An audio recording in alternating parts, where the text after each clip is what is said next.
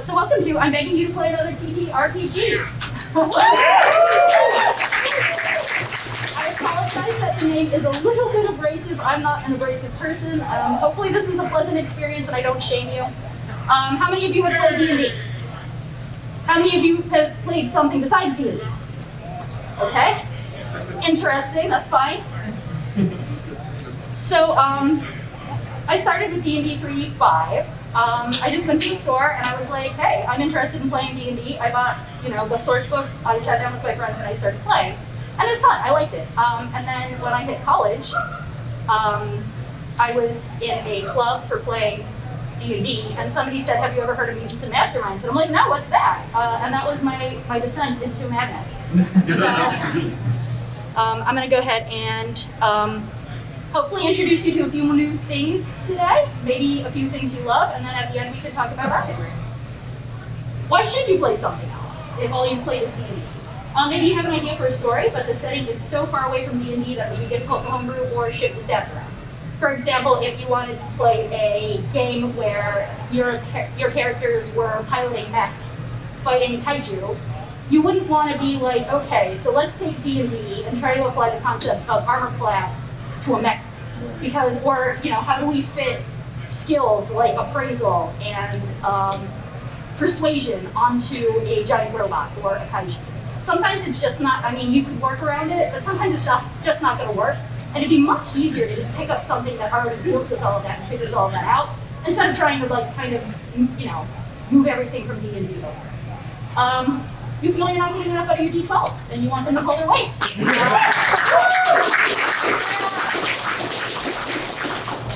D&D is a D20-based system. You roll your D20 to see if you succeed or fail on a hit. But there are systems that use 2d6. There are systems that use just a handful of d12s. There are systems that make you roll d4s. There are systems where you use Jenga blocks as a mechanic. So there's a lot of other stuff out there. If you're just kind of getting, things are just kind of getting stale. Here's something I'm going to talk about a little bit today. Let me familiarize with the term if you're not familiar with it already. You want something with less or more crunch than D&D. And crunch refers to how rules heavy and number crunchy a game is. The opposite side is fluff. You've got games that are fluffy and you can just kind of resolve things and you have all the storytelling and you're not rolling dice and adding up numbers. So games that tend to be real rule heavy, very numbers heavy, very roll the dice and apply stats heavy, those tend to be games with more crunch. And then, D&D is a little bit heavier on the crunch side, I'd say. And there are games that are much more mechanical and much more number heavy, and there are games that are much less mechanical and less number crunchy that have almost none of the dice resolution. Maybe you're looking for something radically different from D&D for a one-shot, or you just want to try something new for some fun. New and novel experiences help our brains stay healthy and functional. So that's great. And then, you can feel superior to all those basic nerds that only play D&D. Sorry, I just said I wasn't going to be abrasive, and here I am. So there are a number of systems out there that are radically different from Dungeons & Dragons. There are systems that you don't need a DM for, that have rules for figuring out the story and the conflicts without any DM involvement. So nobody needs to run the game. So if you've got a group where somebody's always the DM and they're tired of it, but nobody else wants to be the DM either, there are options. There are one-player journaling games. Some people argue that those aren't really RPGs. Some people love them. I'm going to leave that up to you to decide. There are games for just 2 players if you're having trouble getting a group together, but you and your one friend are really into it. You can sit down with just your friend and figure some stuff out. And there are even diceless games where they don't use dice for any sort of conflict resolution. Maybe you don't like dice. They're just not your thing. I'm the opposite. I love dice, so maybe the diceless ones aren't for me.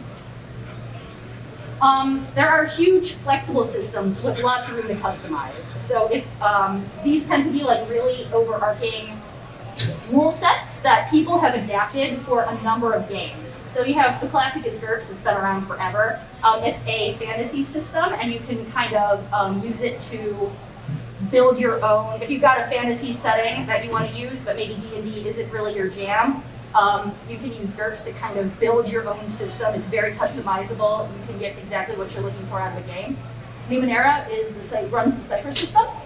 You have Apocalypse, which is often abbreviated as PBTA, as Powered by the Apocalypse. Oh, I see, we have bunch of games that run it. It doesn't describe itself as a rules system. It describes itself as an idea that you want to put the story first. They call it, plot forward or fantasy forward. So it's a system that you kind of focus on the story rather than the mechanics. And a lot of systems will say, we are powered by the apocalypse because they believe in the same kind of mentality. There's World of Darkness. Oh, sorry, Fate. You might call it called Fate Fudge. World of Darkness. That's your Vampire the Masquerade, Werewolf the Apocalypse, Mage the Ascension. There's like 18 other ones, but I thought I would highlight. Forged in the Dark, which they call Forged. You got Blaze in the Dark, Scum and Villainy, I think the most popular version of that. And then Year Zero Engine, which is Tales from the Loop with Zero and Lands. I want to say this is not exhaustive. I am not familiar with every set of rules, or tabletop role-playing game that exists out there, so I apologize if I missed your favorite. Definitely give me a heads up at the end, and we can talk about that. I love that. So. And then there are games with non-dice gimmicks. I think it's really cool that there are games out there that have decided to just skip the dice entirely. So you have 10 Candles, which it's a game about kind of like an apocalyptic end of the world sort of deal. You have 10 candles, each candle represents a scene. As you finish a scene, you blow out the candle. When they're all blown out, that's when your game ends. Deadlands sometimes uses poker hands to resolve conflict, which is amazing because the whole thing is like, I'm trying to resolve a spell. Hey, play poker with the devil to see if you beat the devil to resolve your spell. Like, I actually haven't played Deadlands, but I heard that and I was like, that's cool, I have to get on that. There's a quicker, lighter, fluffier one called Dread, where you have a Jenga tower. And every time something threatening or scary happens, you have to pull a block from the Jenga tower, and then at some point it's gonna fall down, which is kind of cool because it really adds this tension to the game. Because while you're playing the game, you also have to deal with the tension of the Jenga tower becoming more and more precarious. So things get more dire as things go on. Spell the RPG uses Scrabble tiles. You have to draw Scrabble tiles and then spell out your spells. If you want to cast a spell, you need the letters to spell the spell. Haven't played that one. I also haven't played Fate of the Nords, where you draw runes from a bag in order to resolve your actions. And that one's interesting. As far as I understand, the runes kind of govern everything. So as you take damage, you lose runes. So then when you go to resolve your spells, you have less runes. Or your actions, you have less runes to pull from as you've been damaged. So again, not exhaustive. These are just hitting some of the highlights here. And then I'm going to run through a huge list. It may get repetitive and a little boring, I apologize, but there's definitely some that I want to highlight just so you guys are familiar with them and have a list of things to pull from. So there's a lot of identity-based games. Things like Thirsty Sword Lesbians, which is amazing. And it lets you get together and tell queer stories with your friends. And then you have Coyote and Crow. I've acted on Kickstarter, it's phenomenal. It is a D12-based system for anyone who feels like their D12s are a little neglected. And it's really neat. You are playing in the uncolonized future, America, if the white settlers had never come, and the American Indians are still working on this future tech. It's a very interesting setting. It's really cool, and I think they're doing another, not Kickstarter, they're using a Kickstarter similar to do some more adventure paths. Backerton, I think. Yeah, I think it's Backerton. So that's, that'll be all. If it hasn't finished, I think they were just running it. There's other fantasy options. Pathfinder 1.0, they just released 2.0. It's like D&D with a little more crunch. Pathfinder 1.0 was billed as fixed 3.5. 2.0 is billed as fixed D&D. I love Pathfinder. If you don't, I understand. But yeah, once they moved on to 4th edition, I was like, I don't know what this is. Let me play some Pathfinder. I don't hate 4th. I had some questions, but I don't hate 4th. I'm maybe the only person who will say that out loud, but it's fine. You got GURPS. Again, lots of customizability. Savage Worlds is very fast-paced, very brutal. It's really action-driven. So, like, if you feel like your D&D needs more fights that'll resolve quicker, Savage Worlds could be for you. Swords Without Master is supposed to be built to feel like a swords and sorcery novel from the 80s with a cheesy cover with like the naked barbarian guy and a princess with her ripped dress and like her bodice and everything's still, yeah. So that is, they have a fascinating system where you resolve your actions and they're either jovial or I just went through all of this. You can either have a good result or a bad result, and then you pass the action around the table. So that one was really interesting for me. And then, forgive me if I butcher this one, I've only seen it written. Simbaro is another, it's very dark fantasy. It's a D20 based system, but the world is much, much darker than D&D. I don't really want to come here and say, play something besides D&D, and then tell you about all these great games in relation to D&D. I don't want to be like, this is like D&D, but it does things a little differently, here's how, because I think these things can stand on their own. A lot of the systems are built with kind of no thought to D&D, so I would kind of need to reduce them to hear something similar. But I don't know that I can really get away from it on this page. So I will apologize for that. There's also a number of niche games. I don't know how many of you have heard of the Made RPG. Oh boy, we looked into it. I personally didn't think it was great. It tries its best. It's a thing? The tables for character creation were very interesting, and that may be the most charitable thing I can say about it. We sat down and we said, let's use the tables to roll characters. And it was like, oh, roll from this table for your hair color. And we rolled and it came up cream. I'm like, oh, that's cute, we've got cream colored hair. And it said, okay, here's a table for your eye color. And we rolled it and it came up cream. And I'm like, oh, all right. I can work with this, I guess. Yeah, so you're an anime maid working for an estate. And when you become too stressed, you have stress explosions. You get to decide what that means. I'm gonna leave that one with you guys. Good Society. If you've ever wanted to find yourself in a Regency era RPG, a la, what was the one everybody was? That's great. It's Jane Austen. Crime and Prejudice. Yeah. No, what was the Pride and Prejudice and Zombies? No, there was a show. Bridgerton. Thank you, Bridgerton. Yeah. So it's very Jane Austen and Bridgerton. I'm sorry, it's been a long day.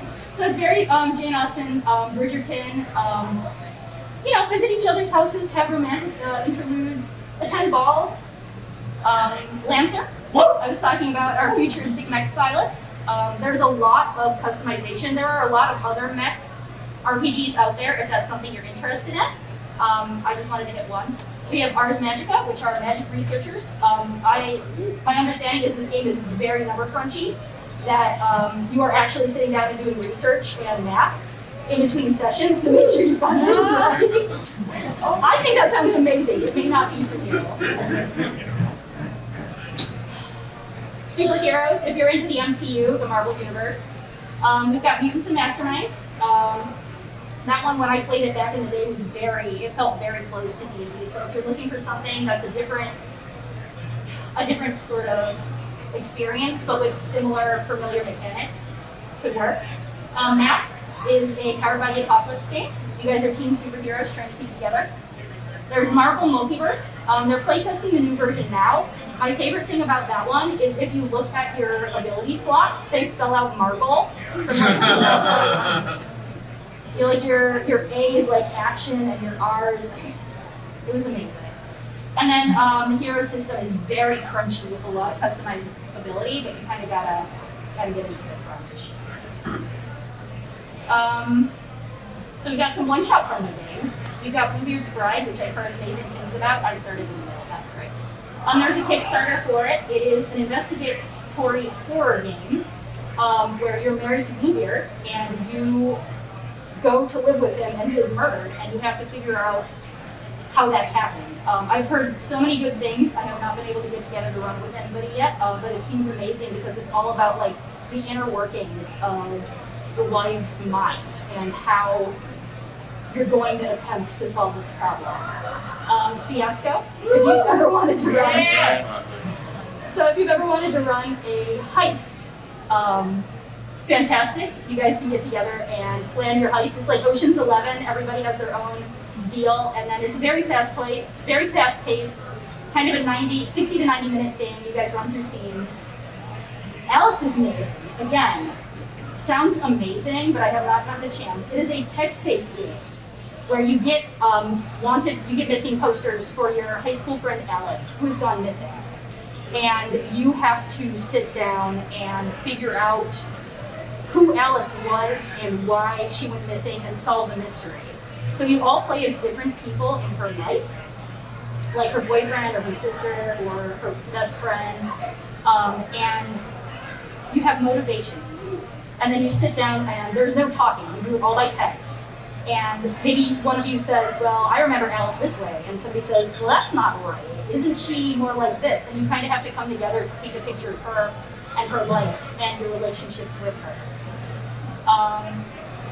Then Kajimatsu is a samurai in love. The premise is that you are in a small town and all of the men have gone to war. And one has come back for some reason, and all of the women are fighting over him. And it is really amazing because the rules ask you to have a female player play the male samurai. And then everyone else is playing the women trying to win his favor. And they ask you to do that because it will give you a different look at like the romance. So it's really interesting that you can use these games to kind of look at the other side of the coin. So it's more than just, these are definitely more than just a game you're playing with friends, and they tend to be more of an experience, despite the fact that they're usually one-shots that you're going to do real quick. Alice is Missing has a little bit of replayability, but and Fiasco, obviously you can replay it, but it is supposed to be very short and very condensed. So it's interesting that these end up getting so heavy, so quick, considering they're the one-shot ones. And then, my sci-fi games. Paranoia is my absolute favorite. So the concept behind it is that you live in an underground complex, elf complex, and you are troubleshooters reporting to Frank's computer, and your job is to find trouble and shoot it. Trouble comes in a couple of forms. You have people who are in secret societies, mutants, and insane members of society. And all of your characters are all three. So you can see where the tension or the trouble might come in. It tends to be fast-paced, it is bizarre, it is hilarious. I would highly recommend looking into it. It is an absolute treat. Alien, the role-playing game. I have not played it yet. It is very fast-paced, and people say that it is an amazing experience because the players will get a turn, and then the DM will roll for the alien to see what it's doing. And because aliens are so much better than humans, depends on who you talk to, but because the aliens are so much better than the humans, the alien will get a couple of turns. Like I think you get two alien rounds to each human round. So it ends up making the game feel very scary and very deadly because you know that you cannot outpace this alien and that is going to come for you. So I'm really looking forward to finding a group to put that one together. There's a Warhammer 40K. If any of you play Warhammer and you're tired of having your little stories and your little battles on the field, why not take it off the field and into the realm of imagination? So there's a Warhammer 40K setting. They have a Warhammer fantasy setting, and I think that one's a little bit older. And they have the Age of Sigmar setting now too. If you've ever wanted to kind of delve into your army a little deeper, or delve into your characters a little deeper, or the concepts a little more. And then there is Troika, which I have heard described as like Good Omens level humor on crack. It is insane, it is very bizarre, it is hilarious. They also described it as science fantasy. So it's a little more like future fantasy tech than it really is straight sci-fi. but I've heard good things. That's another one I haven't gotten to. It's hard to get people together to play these things. I don't know if you guys have experienced that. Yeah, sometimes when you're like, listen, this game is wild, it's science fantasy, it's gonna be hilarious. There's like so many pages in the book. Everyone's like, oh, we already know D&D. Why don't we just stick with that? It is what it is. We got the dark, heavier games. Oh boy.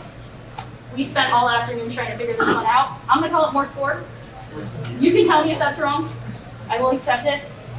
That's another one it's very bleak, it's very dark, it's very end of days, kind of post-apocalyptic. And yeah, it's definitely a different feel.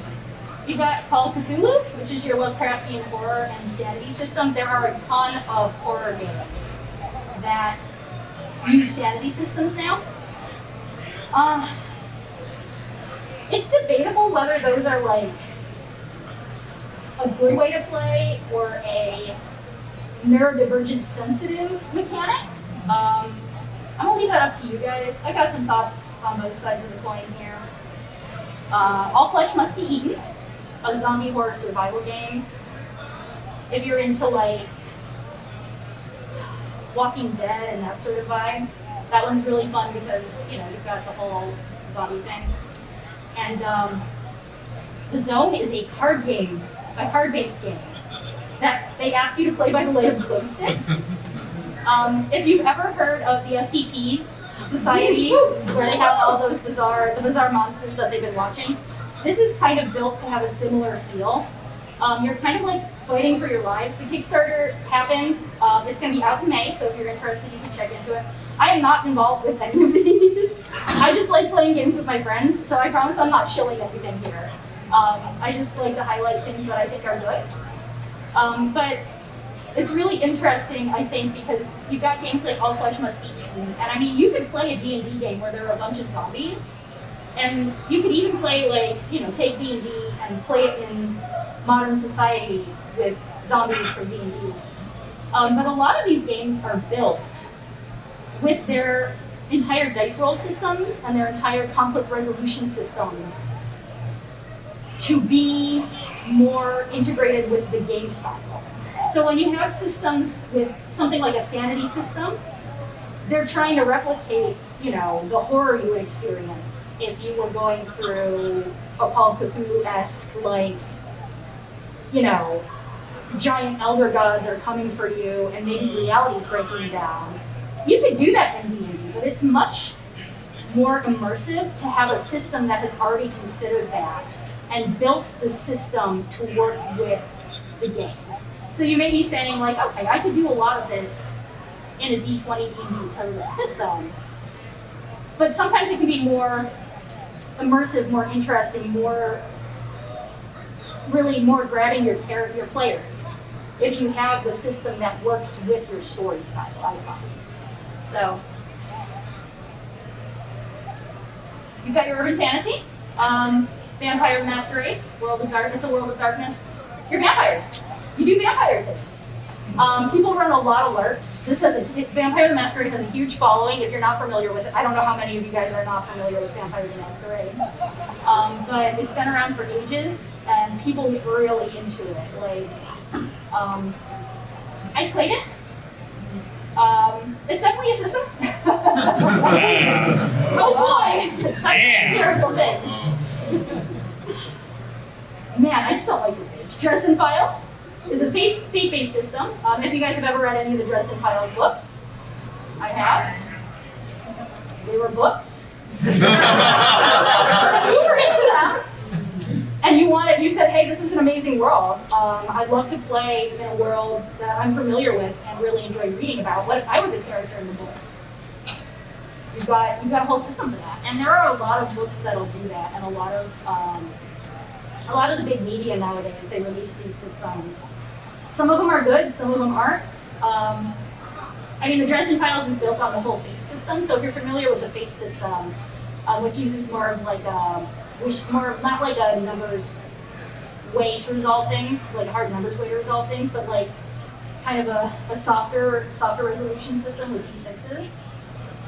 You know, it's there. And Blades in the Dark, which gets a lot of good press. You're basically, everybody is a member of a criminal gang, and you have some criminal gang antics. I have not played Blades in the Dark, if you can't tell. I've read a lot of these, but like I said, it's so hard to get a group together for every single one of these. So it's just, you know, I would love to run along with this. Or play a lot of it. I'm the forever DM, so I like it though, I'm happy.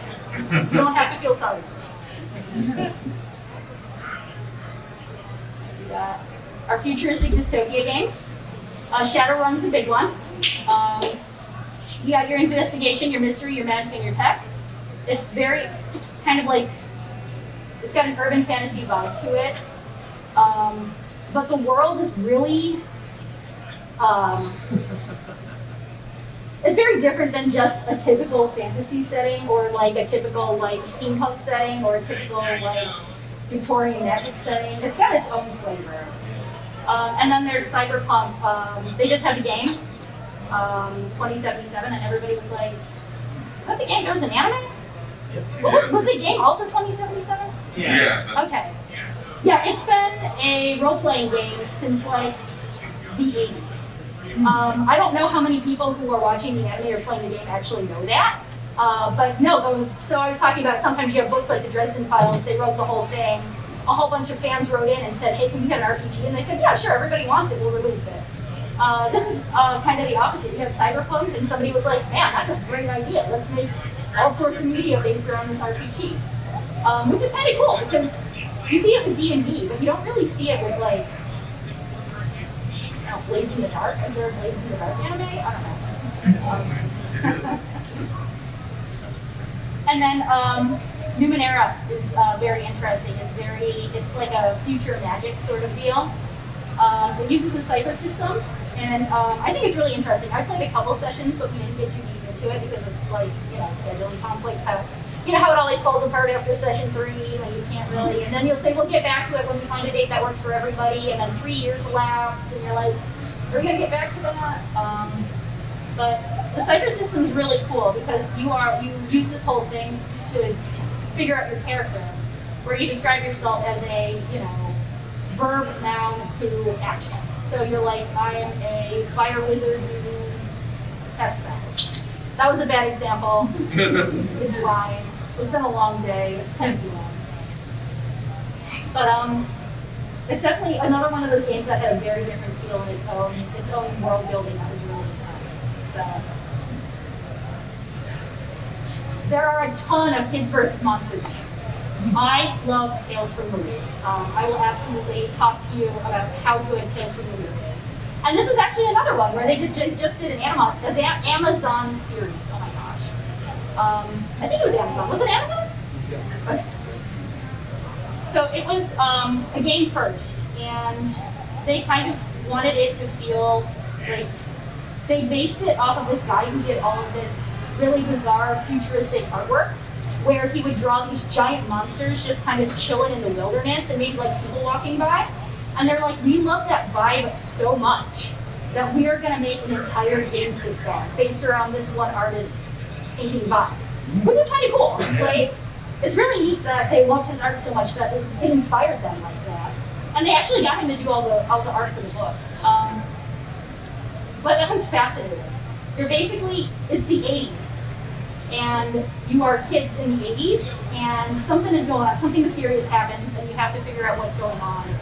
And it uses, oh boy, I did know this. It was on one of my previous slides. It uses a die resolution system. Year 0? Yes, year 0. So it was really cool. It was really cool to play a kid, and we all picked our favorite 80s songs that our kids would have. And I think it's really neat because one of the things it says is you're kids, and bad things can't happen to kids. So you cannot kill your characters. If your character would die, they're just knocked unconscious or work it out so they don't. And then they were like, a lot of people were like, well, this game was cool, but like, I missed the element of being able to kill my players. Or I felt like something was lacking. There was like, I guess, a lack of, not danger, but consequences.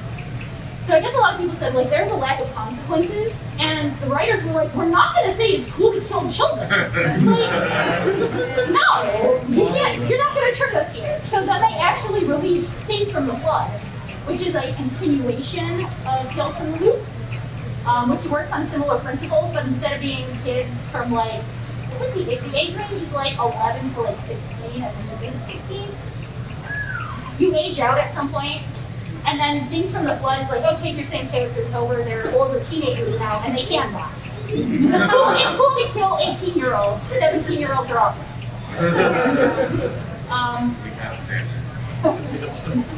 We have standards sometimes. We're all here. I don't know if we have standards. You actually become like a wine mom or a business.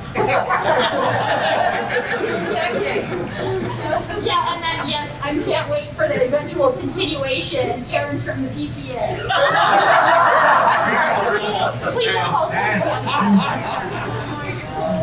Yeah, if you make it through the first two, here's your reward. Maybe it's better that you can die at least. I have not played it, but I have heard phenomenal things about Monster of the Week.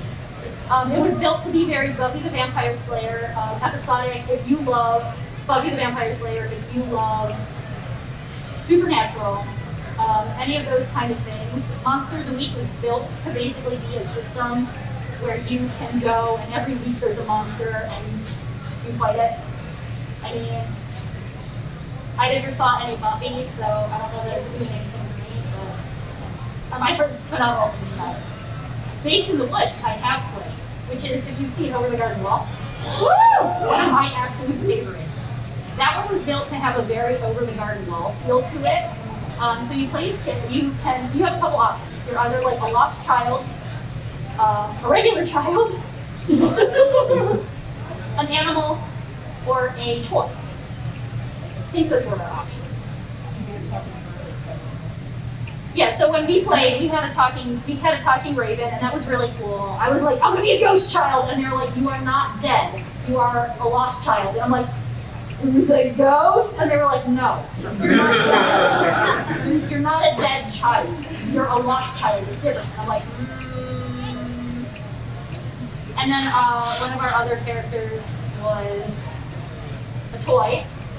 And he was like, hey, I'm gonna be a Jack-in-the-Box. And we were all like, oh. He's like, I drew a picture of my character and held up the most horrifying Jack-in-the-Box I've ever seen.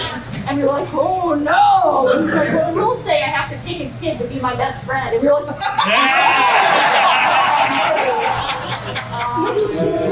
You could become a ghost child. Yeah, if we didn't have a ghost child before that. And then this one, Bubble Gumshoe. It's Gumshoe, but your teens and kids. And you saw Scooby-Doo style. If you get it, Bubble Gum, Gumshoe. I haven't played it. I have not. Oh, there's an entire genre that is just, I want to be a small woodland animal. Unfortunately, I don't know how many of these are like nice woodland animal games. Like when I want to play a game where I'm a tiny mouse, my fantasy is that I am a tiny mouse and I'm living in a little mushroom house and it has little mushroom curtains and I go out with my little mice friends and have tea parties. All of these are just, have you heard of Redwall? Have you heard Redwall? Yeah, no, all of these are like horrible. They're you go out and you have adventures and you fight things and you cannot be a cute little mouse in your cute little house drinking tea with your friends. You can only be having a bad time in the wilderness fighting birds. Wonder Home actually gets close way more. Yeah, Wanderhome tends to, yeah, Wanderhome I think is a little lighter. But yeah, Mouse Guard was apparently based on comics. I have not read them, but it tends to be really roleplay heavy. There's Mouse Rooter. That one is pretty much the opposite of Mouse Guard. I was talking about crunch and fluff. Mouse Guard tends to be a little crunchy. Mouse Rooter is very rules light. It's very like fantasy, kind of more roleplay centered. So you're telling a story together more than you are fighting things in the woods. Yeah, Wanderhome is Studio Ghibli inspired. So it tends to be a little cuter. And then bunnies and burrows, we go right back down the rabbit hole. Horrible, terrible times. I don't know how many of you are familiar with Watership Down. The rabbits do not have a good time. It's my favorite book. So I felt the urge to have bunnies and burrows on here because Watership Down is my favorite story about rabbits having an adventure. And it's really cool because you got this whole beautiful adventure arc for the rabbits. But no, they don't have good times. So I guess Wanderhome's the closest for me if I'm gonna have a cute little mushroom house with my friends.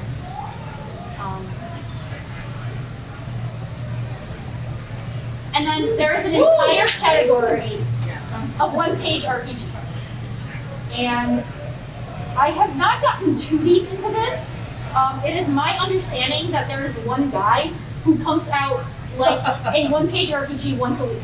If anybody knows what I'm talking about, he has a name. He just makes a ton of these things. And they're all really good. And everyone's complaint is, well, they're all really good, but I wish somebody else would write one. As far as I can tell, everyone enjoys his work. But these are really fun because you can pick them up online for like $2, $3. Everything is right there. It is one page. And then you can take that and you can run with it. So if you want something like, maybe you didn't prep your session for this week, maybe you want something light between campaign arcs, maybe you only have 2 or 3 hours to put something together with your friends because somebody was late or you were late, there was traffic or the pizza came late. These are really cool because you can pick it up, everything's right there in one page. You don't have to flip through 3,000 pages of rules.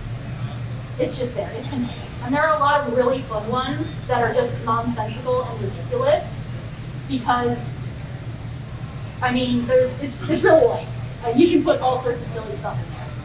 So there's one that's sexy battle wizards. You're sexy, you're a wizard, you battle injustice. It's hard to kick that one. Honey heist, you're a bear, you need the honey. I haven't actually played, like I said, I haven't played any of the one-page RPGs, but I've got a bunch of Humble Bundles and they all look phenomenal. Everyone is John everyone plays a different inner persona of a guy named John, and you're kind of struggling for dominance to see what John does. And it's kind of a competition to see who can be the worst person. Maybe that's okay sometimes. Maybe sometimes you just need an outlet to be terrible for like 2 hours. And then go back to living your real life. You are a lovely human being. And you do not want horrible things to happen to a guy named John.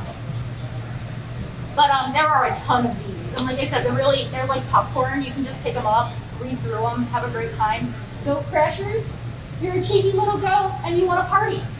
So you crash some parties. So you guys get your, Goat Simulator, you get together with your friends, you crash a party, but you're a goat. I mean, there's not a lot to do here. 2-player games. So I made the decision at some point that I was never going to get my group back together and we weren't going to play games together anymore because everyone was busy and had lives and some of my players had babies, which take a whole lot of time apparently. And I said, you know what, it's much easier to just pick up a 2-player game and play with my beloved partner who also loves tabletop RPGs and it's a hobby we share together. And I said, well, let's look into 2-player games. We never actually got around to doing any 2-player games playing. I apologize. I've been busy. School is hard. But there are a lot of phenomenal ones out there. And they tend to bounce between, there are a lot of 2-player games where one of you is the DM and one of you is the player. The slay with me / it's a lover and their monster partner. Who is also the DM. So you have one character who is the player, and the other character plays the monster and is also making the decisions, which sounds fantastic and engaging. But a lot of the other ones are either ones that you have one DM and one player, but some of them also merge into like the DM-less systems kind of realm. So there's a lot of variability out there, and a lot of different kind of ways to handle it. So you also have systems like Lords of Gossamer and Shadow. There's another one they did with Amber. Does anybody know the other one with Amber? The Lords of something in Amber. Is it still Gossamer in Amber? It's good. But that's one that is built for multiple players, but it can be scaled down to a 2-player DMless situation, or even like a 1-player DMless situation, which I think is really interesting. But again, I just wanted to kind of give you guys a taste of how much stuff is out there now. It is a veritable buffet of anything you could want. So I'm just going to hit some of the highlights. They have Breaking the Ice, which is a romantic comedy. Could be really good for like if you meet somebody and it's like third date kind of situation, and you're like, hey, I'm here, I'm feeling this. You're into tabletop role-playing games. I'm into tabletop role-playing games. So that's why you've had 3 dates. You've made it this far. So that's kind of a fun one that you can do, or you can do with your friends and maybe learn something about yourself and your friends. Yeah, you can make it as often as you need to. And then, if Breaking the Ice goes poorly, you've got Showdown. So that's a 2-player game where you are fated enemies and you are fighting. Again, I already hit Lords of Gossamer and Shadow has a diceless. It's a diceless system. You can scale it down from 4 or 5 players to just 2. Dead Friend. One of you is a necromancer and one of you is a ghost. I mean, Kid Ghost? Kid Ghost. Adult Ghost, and it could turn into Breaking the Ice. Yeah, I think Showdown could also turn yeah. into Breaking the Ice. That's fair. Showdown could turn into Breaking the Ice if you did. We could go the opposite direction. Yeah, I'm more of a friends to lovers than an enemies to lovers kind of. And then there is back on topic. And then there's Beowulf, Age Without Heroes. You get 1 player, you get 1 GM, and that's another one that I believe scales down, as far as I understand. And then there are journaling games. I am still kind of on the fence. I haven't really decided how I feel about these yet. Some people say they love them and that they are games. And the other day I was explaining my panel to my friend, and I got to this slide, and I'm like, there's a bunch of different types of systems out there. You got your classic systems where somebody runs the game, is a game master or a dungeon master or whatever it is. And you got diceless games, you have DMless, and I said there's journaling games where you have usually a prompt, and you roll some sort of die, and you work your way through the journaling game. And my friend said, oh, it's a writing exercise, like for English class. Yeah. And I was like, you're not wrong, but there are a lot of ones that I think are interesting, and I think there's a place for them. I really think there is a place for them, because you're still telling a story. Some of them can be done with multiple people. Like, you can sit down with multiple people and you can play this game. Some of them, it's just you and you're journaling and you're having a nice time. I've heard really good things about Quiet Year. While I was putting this together, I actually said, you know what, I might get that and sit down and just do it. You get a deck of cards, so you get 52 cards, and you pull the card, and it gives you basically a prompt or a situation that happens in your town. And your town is trying to recover after the apocalypse. So the apocalypse has happened, things went horrible, you got this little town, and now the town's trying to get everything back together. And what you do is you draw a card for every, there's 52 weeks in a year, so you draw a card for every week, and then you build a year of time in this town. And so where the game element comes in is you don't know what card you're drawing, so you don't know what event's going to take place. And I don't actually know how broad the events are. I haven't looked too much into it. I thought, while putting this together, I should actually play it. But everyone I know talks about how great it is. 1,000-Year-Old Vampire. I actually went to visit my friends, and I saw this at their local game store on a shelf, and it was a beautiful, they put out a whole beautiful journal that has all the prompts in it. You can just get the game, the PDF of the game for a couple bucks. But then they also sell this $85 journal where you can go through, and it's beautiful, it's lovely. It has all the prompts, and you can go through. So what you do is you roll dice, and it gives you a prompt in this vampire's life. And sometimes the prompt is like, in the future, sometimes it's in the past, and you kind of, the game element comes in trying to reconcile the past events with the future events you've already written, but you're chronicling 1,000 years of this vampire's life. So, I mean, like I said, I don't know that I've really come to a conclusion on these, but I mean, I know some of you are kind of looking at me like, I don't know what you're talking about here. It sounds like a writing assignment. But maybe some of you guys are with me.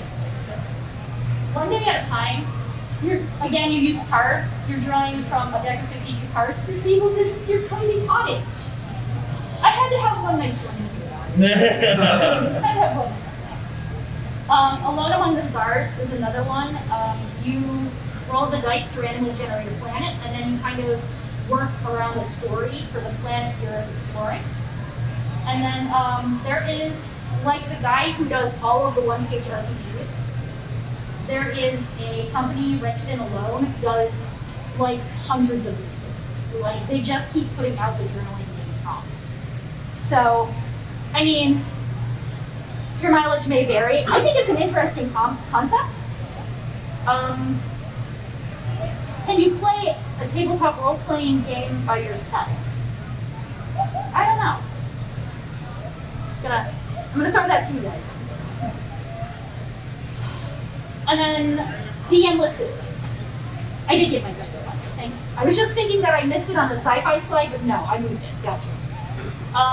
There is Mythic, which is pretty much uses the LARP style of will it make the game more interesting? Will it move the game along? Sort of. You kind of ask yourself, like, I'm in a situation, what would I do here?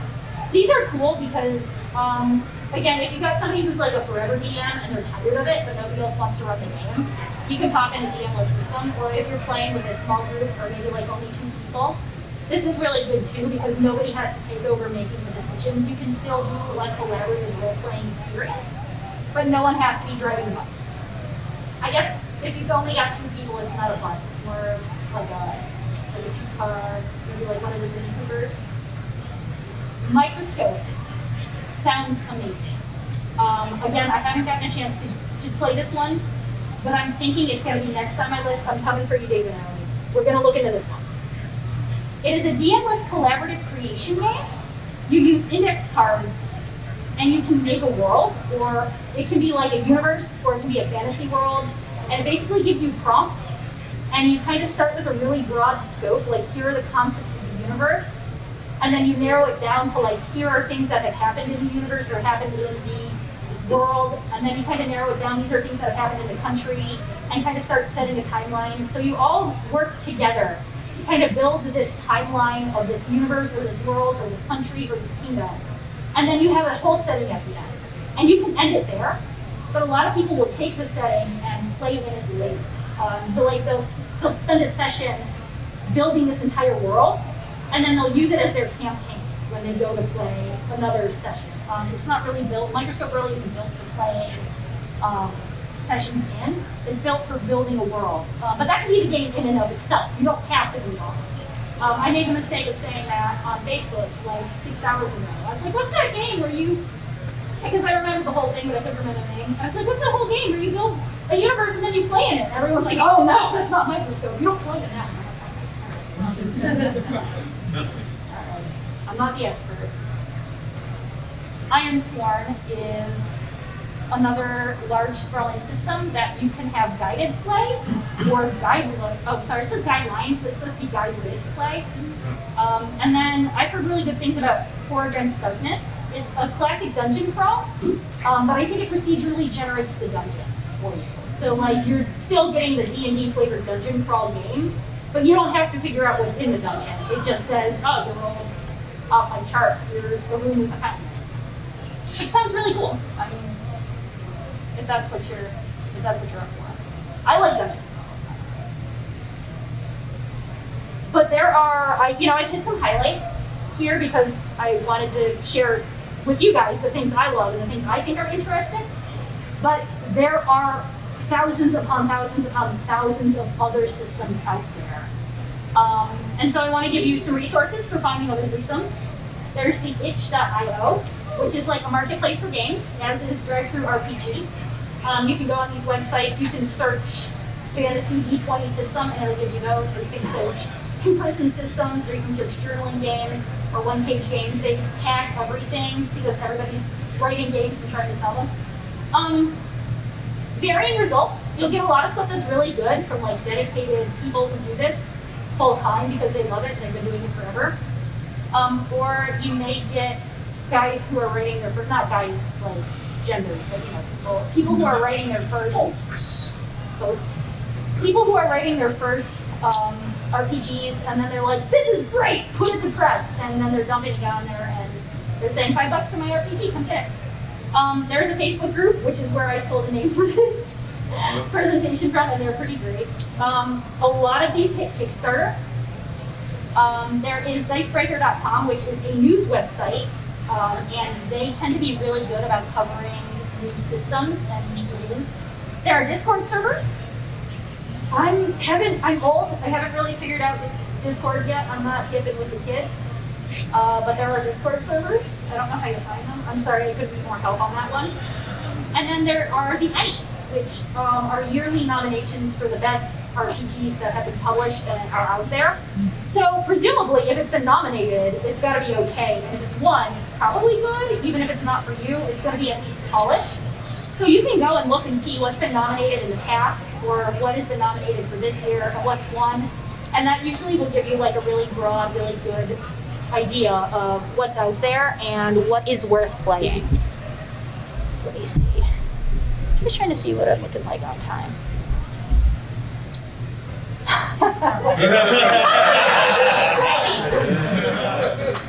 Boy, if I knew, I would be playing all of these games. I can't even get a session. You can trick them.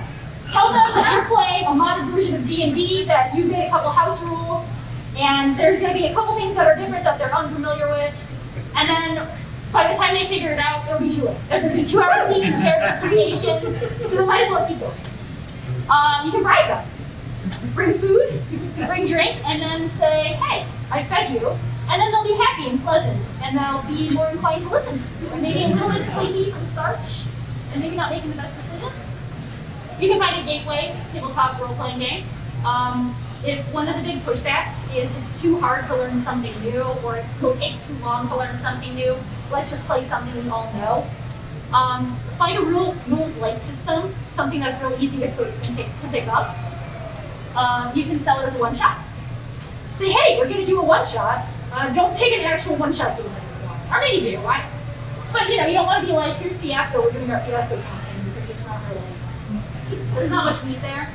But you can be like, let's do a one-shot mouse winner. They'll be cute little mice.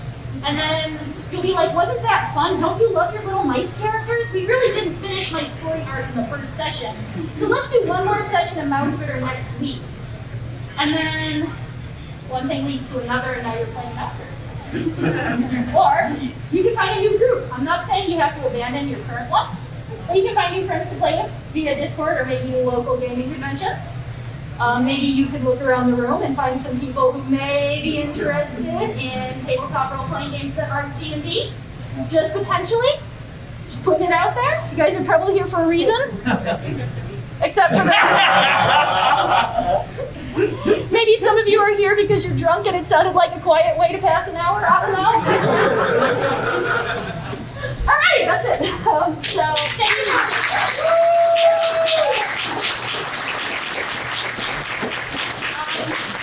Hopefully something here piqued your interest and it wasn't just me endlessly naming games and you're not going to remember any of them and you've already forgotten everything I said to you.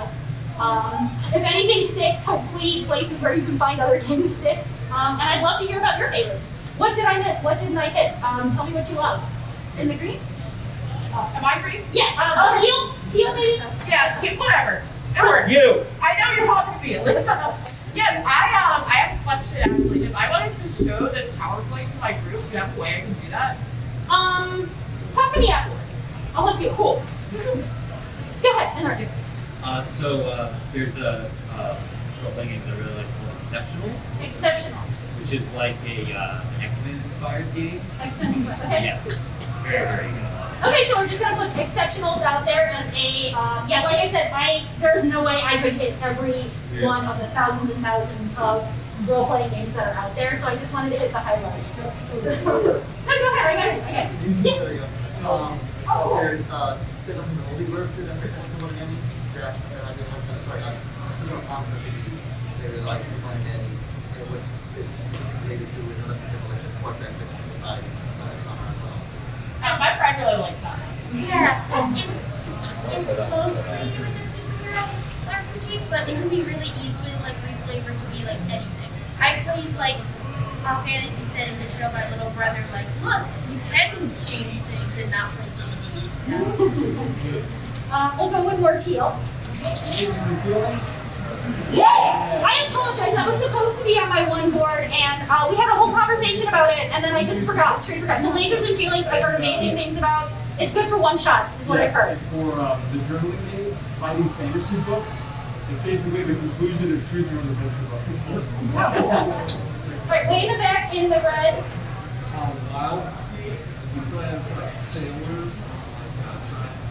I don't know, you read the games, it makes more sense, but it was made to be played optimally like on like a Discord call or something, so you can play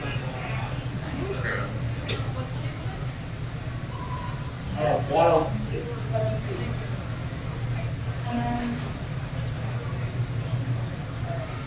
I gotta make a decision here, I apologize. I'm frozen. All right, in the pipe shirt, yeah. One that my group really likes is called Night Shift. Night shift. You all play employees of a haunted 7-Eleven. And the only thing that hates you more than management is the ghost in the cooler, or it's maybe the other way around. It was made on TG before TG became like horrible. But yeah, it's a lot of fun. It's powered by the apocalypse. Okay, Thanks. way in the back.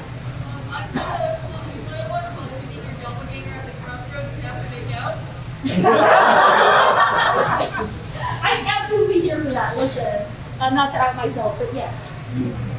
All right, let me see over here. Okay, all right. Nice DM system is dialect. Dialect. It's great. Your group basically makes up a language on your own, and then eventually you start making a bunch of inside jokes using that language amongst your friends.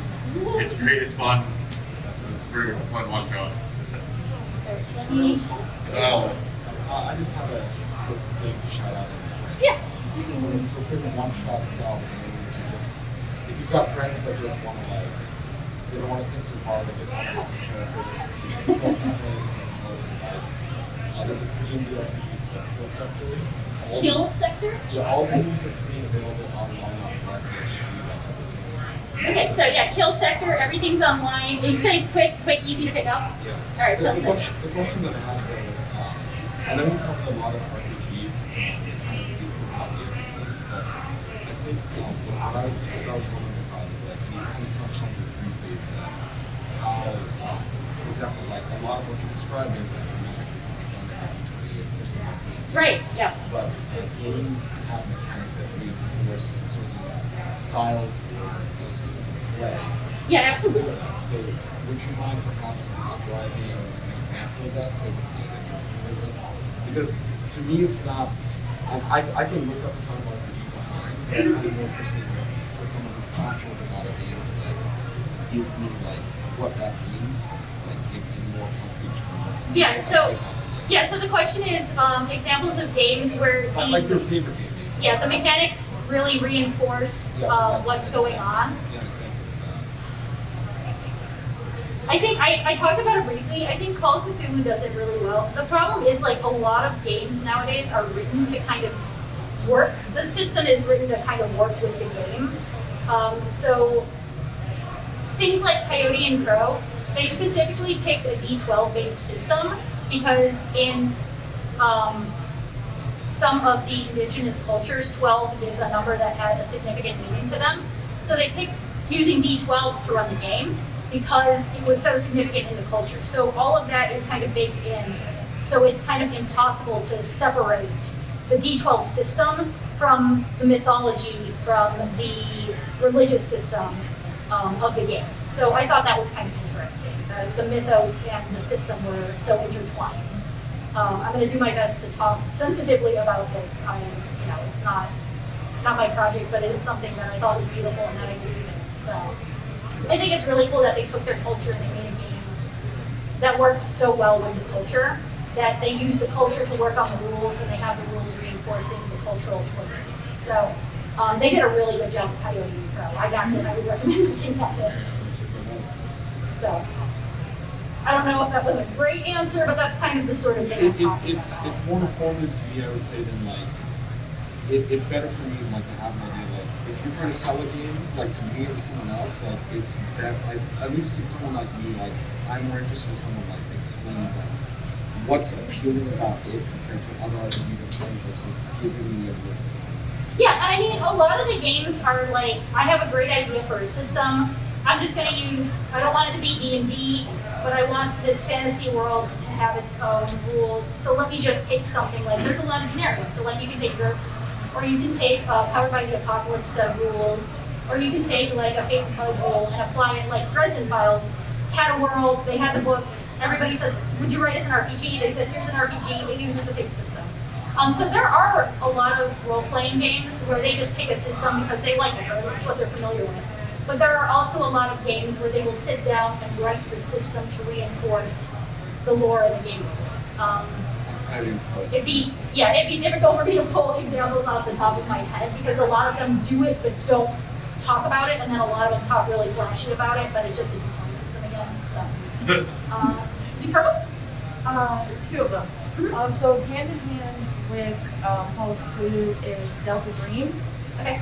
It's very similar, pretty much same type of setting, but it somehow manages to be even darker than Call of Cthulhu. I prefer it. I'm here for it, yes. Right? I like my stuff crunchy and I like it dark. So like if you saw a little bit of that in the I love crunch. Like give me way too many rules and way too many dice and way too many numbers and make me do math. I do not want to have a nice time where we collaborate, tell a story if there are not any dice involved. So Delta Green. And the other one is Fabula Ultima. Fabula It's Ultima. a Final Fantasy setting. Okay. I haven't played it yet because we're still looking for players.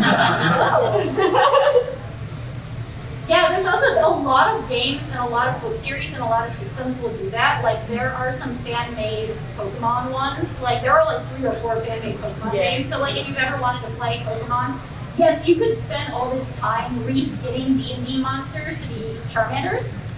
Or you can just pick up one of the fan-made. I don't know if they're strictly like allowed, but you know, it's what we do. So who else has stuff for me? With the new wave.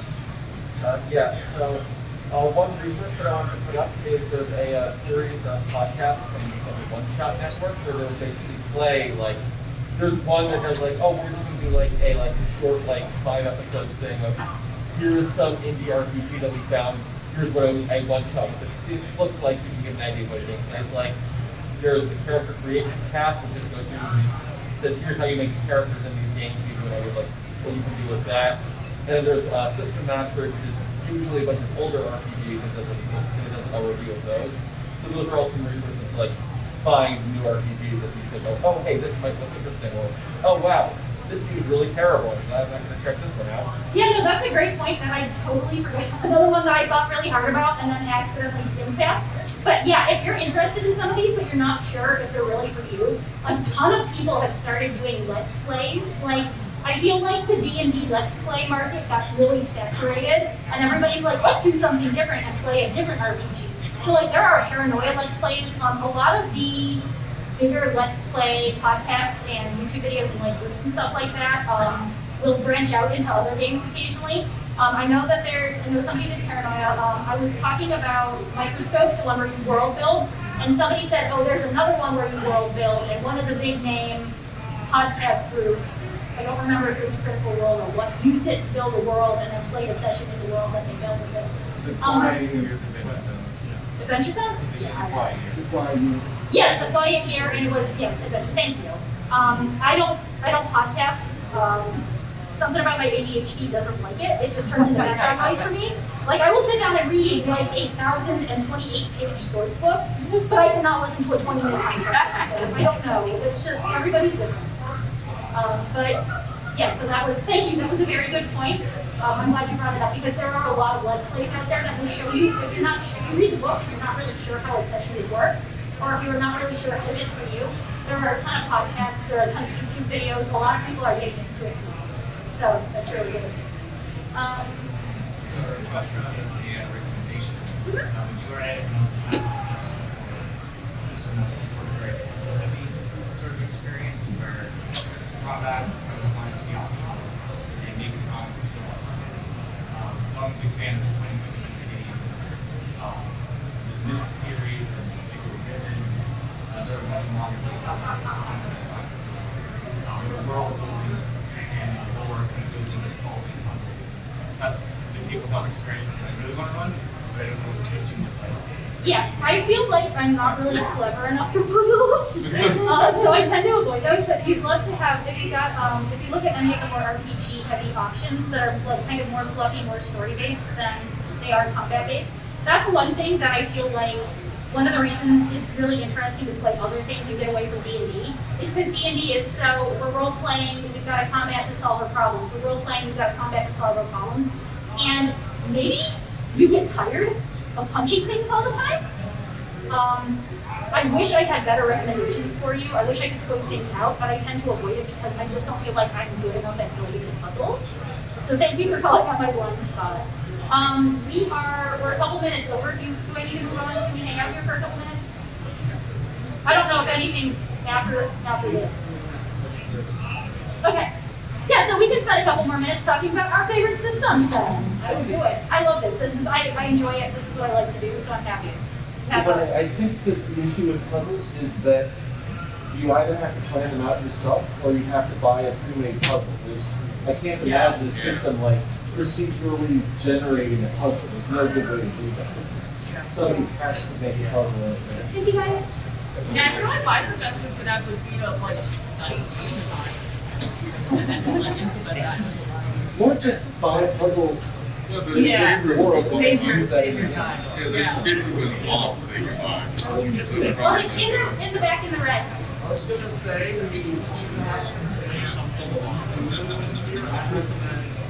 never going home. It's like all of the but it's in World War I. My friend really wants to start a game with that. I played a game that it's cool. Said never going home. Never going home. So, I've been trying to convince my friends to play kind of a very relatively unknown Eastern CRPG called Region, which basically runs equivalent of fantasy or betrayal, where you basically play like a bunch of like normal people, like you have a musician, like maybe like a farmer, a healer, and all you play the game, you just go from town to town, and what happens on the way there, you roll for weather conditions. How far do you travel each day? And then like it's town, the town, like all stuff happens. It's really kind of like easy going. Combat's kind of really just you're not supposed to fight because you're not really fight heavy people. Right. But there's also options to make fight heavy versions of it, or versions where like, oh, you're all spies now, and you gotta escape the city, or you gotta deliver mail from one place to another. It's really interesting, but it's also really Yeah, I did want to say a whole bunch of people left, which is fine. I just want to say thank you so much for coming, guys. It was really cool.